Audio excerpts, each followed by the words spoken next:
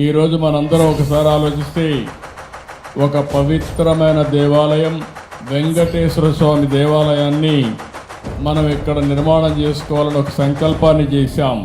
అమరావతి దేవతల రాజధాని అమరావతి అయితే మన రాజధాని అమరావతి అంటే ఈ రెండు కూడా ఏ విధంగా సింక్రనైజ్ అయినా ఆలోచిస్తే ఇంకొక పక్కన మన రాష్ట్రంలో కలియుగ దేవుడు వెంకటేశ్వర స్వామి ఇక్కడ ఈ యుగంలో అవతరించారు.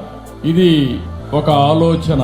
ఈరోజు మీరు చూస్తే 2019లో ఆలయాన్ని నిర్మించాలని ఒక సంకల్పం చేసి పేరు పెట్టినప్పుడే వెంకటేశ్వర స్వామి కూడా నాకు ఆ సంకల్పాన్ని ఇచ్చాడు, అమరావతి పేరు పెట్టాలని.